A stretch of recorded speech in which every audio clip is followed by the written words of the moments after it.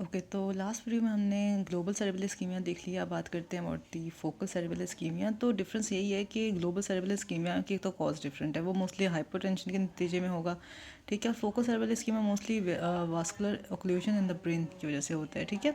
तो वो फिर इसके जो सिम्टम्स होंगे, जो न्यूरोलॉजिकल डैमेज होगा, वो डिपेंड करेगा कि which artery was obstructed and for how long, ठीक है। ओके तो फोकल इस्कीमिया और इस्कीमिया अगर रिवर्स ना किया गया तो resulting in infarction depending upon the distribution of the compromised vessel, ठीक है। अच्छा, जो लोकेशन है, साइज़ है, शेप है इन्फाक्ट की, मोस्टली वेज शेप्ड होते हैं इस्कीमिक इन्फाक्ट। वो डिपेंड करेगा on the type of vessel या द वेसल अफेक्टेड। और इसमें हम मोस्टली देखते हैं कि कई बार तो ये होता है कि उस ब्लड फ्लो को, इम्पेयर ब्लड फ्लो को या डिस्टर्ब ब्लड फ्लो को यू कैन से कॉम्पनसेट करने के लिए कोलेट्रल ब्लड फ्लो कर लेता है उसको कॉम्पनसेट, ठीक है। और ये मोस्टली ये कोलेट्रल्स सर्कल ऑफ विलिस में और कॉर्टिकल लेप्टोमेनिंजियल एनास्टोमोसिस के फॉर्म में हमें नज़र आते हैं। बट अगर किसी रीजन में ये एनास्टोमोसिस प्रेजेंट नहीं है, कोलेट्रल ब्लड फ्लो प्रेजेंट नहीं है, तो वहाँ पर इरिवर्सिबल टिश्यू डैमेज हो जाएगा, ठीक है। और मोस्ट हम ये इरिवर्सिबल टिश्यू डैमेज थैलेमस में, बेसल गैंग्लिया में और डीप वाइट मैटर में देखते हैं, क्योंकि वहाँ पर मोस्टली डीप पेनिट्रेटिंग वेसल्स ही होती हैं। अच्छा, हमने कहा कि फोकल इन्फाक्शंस मोस्टली किसी एम्बुलेंस की वजह से होते हैं, वास्कुलर ऑक्लूजन की वजह से होते हैं। ना vascular occlusion can be as a result of emboli और can be due to thrombi.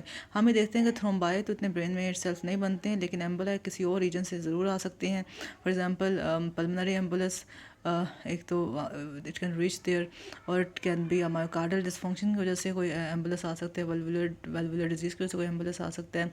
और समटाइम्स हम ये भी देखते हैं, इस एक टर्म यूज़ होती है पैराडॉक्सिकल एम्बुलिज्म। पैराडॉक्सिकल एम्बुलिज्म ये कहता है कि वेन के जो एम्बुलाए हैं, वो वेन्स के एम्बुलाए मोस्टली ब्रेन में नहीं जाने चाहिए, लेकिन होता ही है कि there is a patent foramen ovale या कोई किसी वजह से एक राइट एट्रियम का एम्बुलस लेफ्ट एट्रियम में आ जाए and from there it can reach the through the arterial system into the brain, तो that was a venous embolus. Like venous emboli कहाँ कहाँ से आ सकते हैं, हम डीप लेग वेन्स के एम्बुला देखते हैं, फैट एम्बुला देखते हैं in case of crush injuries. तो उस नतीजे में पैराडॉक्सिकल एम्बोलिज्म हो सकता है due to the patent foramen ovale, ठीक है। अच्छा, इसके अलावा हम देखते हैं कि जो थ्रोम्बो एम्बोलाई हैं, जो थ्रोम्बस बना ब्रेन में और उसकी वजह से एम्बोलाई बने, वो मोस्टली एथरोमेटस प्लैक्स की फॉर्म में हो सकते हैं कि वहाँ ऑलरेडी एथरोस्क्लेरोसिस था ब्रेन की वेसल्स में, और मोस्टली हम इनको करोटिड आर्टरीज में देखते हैं और आयोटिक आर्च के लेवल पर देखते हैं, ठीक है। उस नतीजे में फिर वो एम्बोलाई बन सकते हैं। अच्छा, ये बात होगी। और फिर हम ये देख रहे हैं कि जो रेटरी है मिडल सेरेब्रल आर्टरी की, ये middle cerebral artery we know ना, it's a direct extension of the internal carotid artery. तो इस लेवल पर हमें सबसे ज़्यादा एम्बोलिक इन्फॉक्शंस मिल सकते हैं और मिलते हैं मिडल सेरेब्रल आर्टरी में। सबसे ज़्यादा हम जो इस्कीमिक स्ट्रोक देखते हैं वो मिडल सेरेब्रल आर्टरी के डिस्ट्रीब्यूशन में ही देखते हैं, तो वहाँ पर मोस्टली एम्बोलाई आके लॉन्च होते हैं, ठीक है। और इसके अलावा वो वहाँ जहाँ जिस पोर्शन में वेजल्स ब्रांच कर रही होती हैं या जिस रीजन में ऑलरेडी एथरोस्क्लेरोसिस हुआ हुआ है, वहाँ पर सबसे ज़्यादा चांसेस होते हैं ओक्लूजन की और लॉजमेंट ऑफ एम्बोलाई की, ठीक है। थ्रोम्बोटिक एक्लूजन भी हो सकती हैं जिसकी वजह से सेरेब्रल इन्फॉक्शंस होंगी। और ये हम थ्रोम्बाई कहाँ पर नॉर्मली देखते हैं बने हुए, कैरोटिड बाइफर्केशन पे देखते हैं, और origin of middle cerebral artery पे देखते हैं, और बेसिलर आर्टरी के दोनों एंड्स पर देखते हैं। तो ये हमारे पास मोस्टली थ्रोम्बाई बनने की एक टेरिटरी है। इसके अलावा हम देखते हैं कि अगर कहीं पे थ्रोम्बस बन गए तो उसकी एंटेरोगेट एक्सटेंशन भी हो सकती है, इट कैन गो फर्दर, और इट कैन जस्ट फ्रेगमेंट भी हो सकता है, उसकी डिस्टल एम्बलाइजेशन भी हो सकती है, कहीं और पे जाकर भी लॉज कर सकते हैं, ठीक है। और अगर फ्यू मिलीमीटर का कोई इन्फाक्ट है या कोई छोटी वेजल्स ही उसे ऑक्लूड हुई हैं, तो उसके नतीजे में लेक्यूनर इन्फाक्ट्स मिलते हैं हमें। अच्छा, ये तो दो तरह के इन्फाक्ट्स हो सकते हैं, haemorrhagic and non haemorrhagic infarct. Non haemorrhagic infarct तो बहुत ईजी है कि हेमरेज तो नहीं हुआ वेजल्स का, ऑक्लूजन की वजह से ही वहाँ पर टिश्यू डैमेज और इन्फॉक्शन हो रही है, मेक सेंस।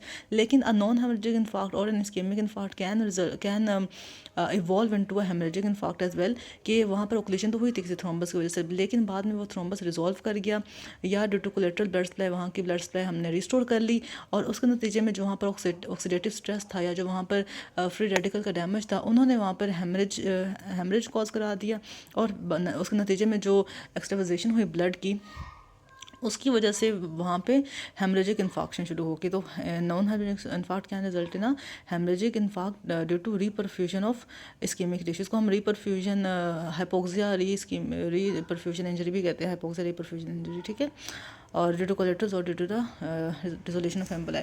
अब जैसे हमने उसकी एक पूरी पढ़ी थी जो जनरल सेरेब्रल इस्कीमिया या ग्लोबल सेरेब्रल इस्कीमिया, हमने पूरी मॉर्फोलॉजी पढ़ी थी, वैसे ही हम फोकल सेरेब्रल इस्कीमिया की भी मॉर्फोलॉजी पढ़ेंगे और हम उसको 2 डिविजन्स में डिवाइड करके ही पढ़ेंगे, हेमरेजिक और नॉन हेमरेजिक इन्फार्क्ट्स के फॉर्म में, ठीक है। तो हेमरेजिक इन्फार्क्ट्स की तो इतनी कोई डिटेल मॉर्फोलॉजी नहीं है, जबकि जो नॉन हेमरेजिक फोकल इन्फाक्शन उसकी थोड़ी डिटेल सी है मॉर्फोलॉजी, पर हम स्टिल वन बाय वन देख लेते हैं दोनों को। तो हेमरेजिक इन्फार्क्ट में हमें क्या क्या चीज़ें नजर आएंगी कि ये मल्टीपल हेमरेजिक इन्फार्क्ट जो कि एक्सपोजिशन ऑफ ब्लड की वजह से हो रहे हैं, तो हमें पर्टिकुलर हेमरेजेस नजर आएंगे, जैसे यहाँ पे नज़र भी आ रहे हैं, तत्ती ज़्यादा पर्टिकुलर हेमरेजेस मोस्टली हमें कन्फ्लुएंट फॉर्म में नज़र आते हैं, ठीक है। और एज द एवोल्यूशन हो रही होगी जैसे जैसे, वैसे ही ब्लड एक्सट्रावेजेट भी करेगा, रिजॉर्ब भी होगा। तो हम ये देखते हैं कि किसी में कोआगुलोपैथी और ब्लड की वहाँ पे क्लॉटिंग नहीं हो रही प्रॉपर, तो वहाँ पर एक एक्सटेंसिव इंट्रासेरेब्रल हेमाटोमा भी बन सकते हैं आफ्टर एक्सपोजिशन ऑफ ब्लड, तो भी हमने देखना है। बट हेमरेजिक इन्फार्क्ट इतनी कोई प्रॉपर मॉर्फोलॉजी है नहीं इसके अलावा, एक्सेप्ट फॉर पर्टिकुलर हेमरेजेस। अच्छा, लेकिन जो नॉन हेमरेजिक इन्फार्क्ट है, जो इस्कीमिक इन्फार्क्ट है, वो तो बहुत कॉमन है, हमें पता भी इसके बारे में। उस जैसे हमने पहले देखा था ना कि ग्लोबल सेरेब्रल इस्कीमिया की कैसे हमने देखी थी कि 24 आवर के बाद कैसी उसकी पिक्चर आएगी, देन 2 वीक्स में उसकी कैसी पिक्चर आएगी, और देन आफ्टर 2 वीक्स उसकी कैसी पिक्चर आएगी। इसी तरह हमने इसमें देखना है कि फर्स्ट 6 आवर्स में कैसी पिक्चर आएगी फोकस सेरेब्रल इस्कीमिया में, आफ्टर 48 आवर्स कैसी पिक्चर आएगी, 2 to 10 डेज में कैसी पिक्चर आएगी, 10 to 3 वीक्स में कैसी पिक्चर आएगी, और आफ्टरवर्ड्स कैसी पिक्चर आएगी। तो ये हमने देखना है, ठीक है। अच्छा, कंपेयर करके करेंगे ताकि हमें दोनों चीज़ें याद रहें। उसमें हमने देखा था कि फर्स्ट 24 आवर में हमें रेड न्यूरॉन रिस्पांस मिला था, ठीक है, न्यूट्रोफिल्स की इन्फिल्ट्रेशन हो रही थी, और वहाँ पे वैक्यूल माइक्रो वैक्यूल्स बन रहे थे, और पिक्नोसिस हो रही थी, करियोरेक्सिस हो रही थी। यहाँ पर फर्स्ट 6 आवर्स में हमें कोई चेंज नहीं मिलेगा, ठीक है, स्कीमिक की वजह से फर्स्ट 6 आवर्स में कुछ भी नहीं मिलता। लेकिन बाय 48 आवर्स क्या होता है कि वहाँ टिश्यू पेल सॉफ्ट होने लग जाता है और स्वॉलन होने लग जाता है। तो वहाँ पे हमने टिश्यू स्वेलिंग मिली थी, यहाँ पे भी पेल सॉफ्ट और स्वेलिंग मिल रही है, ठीक है। देन आफ्टर 2 to 10 डेज में क्या होगा, जो इंजर्ड ब्रेन था it will undergo gelatinous transformation और फ्रेबल सा हो जाएगा। पहले ही सॉफ्ट था, अब वो जिलेटिनस हो गया, ठीक है।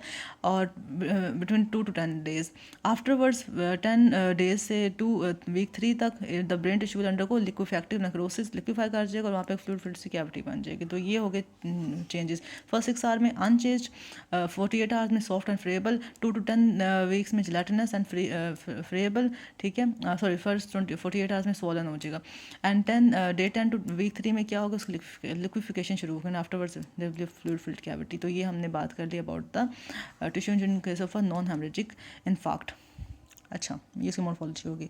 माइक्रोस्कोप के लिए हमें क्या नजर आएगा कि after 12 hours there will be neuronal change, red neuron यहाँ पर भी नजर आएगा आफ्टर 12 आवर्स, ठीक है, वहाँ पे भी था आफ्टर फर्स्ट 24 आवर्स, यहाँ पे भी रेड न्यूरॉन रिस्पॉन्स नजर आता है।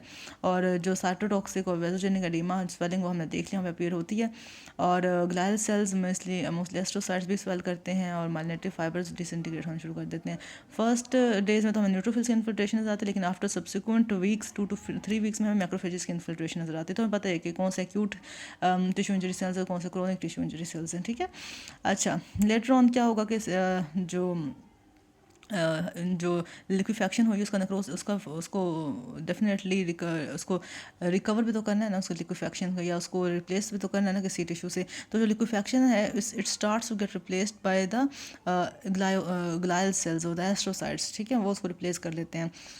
अच्छा, तो होता क्या है कि जो एजिस हैं लीजन की, वहाँ पर जो पड़े हुए थे हमारे पास sales astrocytes, they will start to enlarge, divide and develop a prominent network of cytoplasmic extension. astrocytes उसकी एजिस पर या उसकी बाउंड्री पर डिवाइड करके साइटोप्लाज्मिक एक्सटेंशंस बना देते हैं, ठीक है। एंड आफ्टर सेवरल मंथ्स जो उसके जो न्यूक्लियर और साइटोप्लाज्मिक एक्सटेंशन थी वो भी रिग्रेस करने लग जाती हैं, ठीक है। लेटर ऑन क्या होगा कि जो वॉल ऑफ कैविटी है, उसकी जो वॉल बनाई थी, बाउंड्रीज बनाई थी, processes form a dense felt for glial fibres, जिसको हम फिर एंड में ग्लायोसिस भी कहते हैं कि astrocyte processes form glial fibres, and वहाँ पर न्यू कैपिलरीज बनेगी, पेरीवास्कुलर कनेक्टिव टिश्यू फाइबर्स डिपोजिट होने लग जाएंगे, जो कि टिपिकल एक स्कारिंग की पिक्चर है, ठीक है, कि पेरीवास्कुलर कनेक्टिव टिश्यू डेवलप हुए और फेल्ट वर्क को ग्लायल फाइबर्स बना और न्यू कैपिलरीज बनना शुरू कर देंगे। तो this was the the morphological picture of focal cerebral ischemia.